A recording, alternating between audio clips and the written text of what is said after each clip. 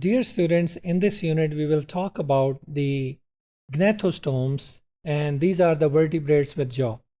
We will be able to differentiate between gnathostomes as well as agnathostomes.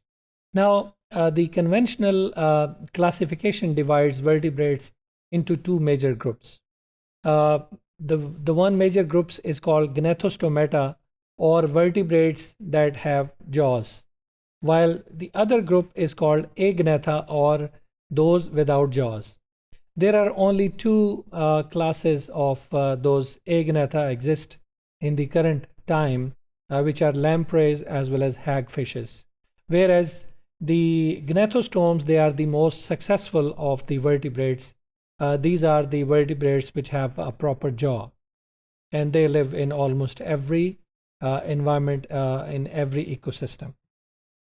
Now, because of these characteristics, the presence of jaw, it has been an advantage for them, and they have outnumbered the jawless vertebrates.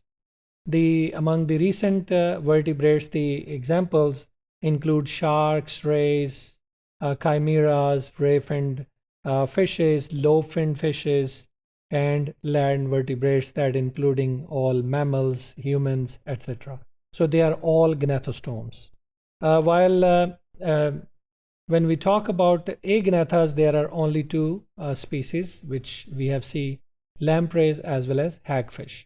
Now, when we talk about the gnathostomes, we can further divide them into two groups. Those major groups or clades are chondrichthyes and osteichthyes. These are on the presence of these bones. There are differences in the bones on the basis of which we have divided into two major clades.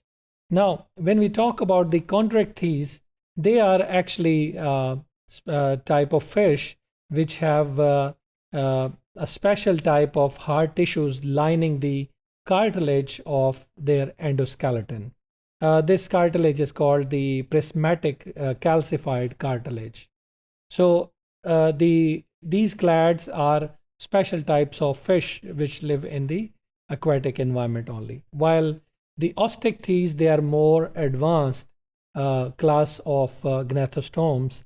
They are characterized by presence of spongy bones, including humans, in their endoskeleton, and some of their members, they have dorsal fin rays made up by their lepidotrachea and three pairs of tooth-bearing dermal bones lining their jaw. So these are the most successful of the gnathostomes vertebrates.